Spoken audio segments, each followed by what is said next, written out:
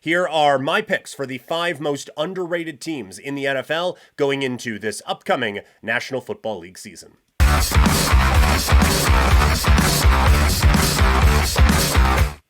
The NFL is a league that is always changing, and from one season to the next, one game to the next, one drive to the next, sometimes it's tough to figure out what's happening. So sometimes it's easy for teams to just cruise under the radar. I got 5 teams that I think people are undervaluing going into this 2025 season. Let's begin with the Arizona Cardinals. They have 8.5 wins is the projected win total from the fine folks out in Las Vegas, Nevada.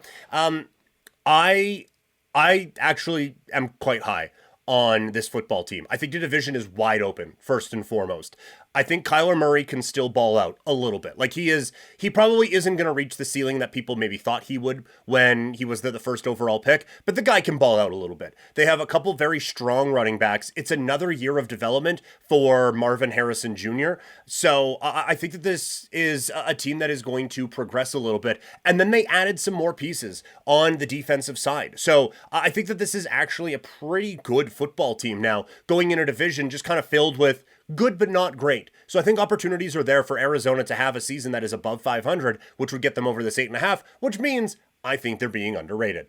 Up next is the Tampa Bay Buccaneers. Their win total is at 9.5. You have Emeka Ibuka, who looks like he's going to be the real deal. Baker Mayfield is an established dude. And again, the division isn't that strong. I do think Atlanta and Carolina are probably a little bit better than they were a season ago. New Orleans certainly isn't. But I don't think either team has got to the point where I would pick them over the Tampa Bay Buccaneers in a game on a neutral site. So the Bucs are still in a good spot to get 4 or 5 wins out of that division, and then we only have to get 4 or 5 more, and we're right there with the 9.5. So, worried about a couple of injury issues there for sure.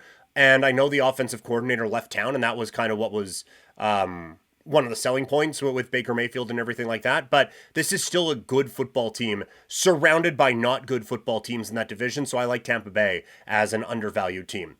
Up next is the Green Bay Packers. Yes, this is a tough division, but I love this roster so much. I think that they have appropriately focused on the defensive side the last couple of years. You have just an absolute bounty of weapons that Jordan Love can throw the football to. If he can stay healthy, I think that this is genuinely a team that can compete for a Super Bowl, so they should be able to get me to 10 wins. So again, I think that the Packers are an undervalued play at 9.5 wins. Continuing on, our most underrated teams in the NFL going into the 2025 National Football League season. Before we get to those, the final couple, just a reminder, if you want to help spread the word of Couch Potato Diary, hit that share button, send it off to a few people who you like and don't like, just to mix it up a little bit and add some spice to your day. But would really appreciate it if you could kind of spread the love. Minnesota Vikings are up next. They are an 8.5 win football team. I get the concerns at the quarterback position. JJ McCarthy, we just haven't seen it. But I love the rest of this roster. And even with Jalen Addison not being in there for the first few games, with Jefferson, Hawkinson, Aaron Jones at the running back spot, I think they have a very solid offensive line. I think they have a fantastic offensive scheme. And then this defense is very, very good as well. So, like, this is, again, I understand tough division, but they had an amazing season last year. And I think people are forgetting that they got an amazing season out of Sam Darnold. And while that's like, hey, Sam Darnold, pretty solid quarterback now, that wasn't the talk going into last year. Last year, the talk was, well, is Sam Darnold going to be able to do what Kirk Cousins did 2 seasons ago? I think not. Like, he was there to just basically keep the seat warm for JJ McCarthy to come in and take this job anyway. The fact that they got to a point where they were 1 win away from the number 1 seed in the NFC improved a few positions and just have a change at quarterback, changing away from a guy who until last year hadn't done anything anyway, and they got the most out of him. I don't understand it at all. So I think that this is genuinely, I probably should switch the order on this here. I think the Vikings are probably the most underrated team in football going into this upcoming season. The last one on my list, I put them at number 1 just because they had the lowest win total. I have the New York Jets.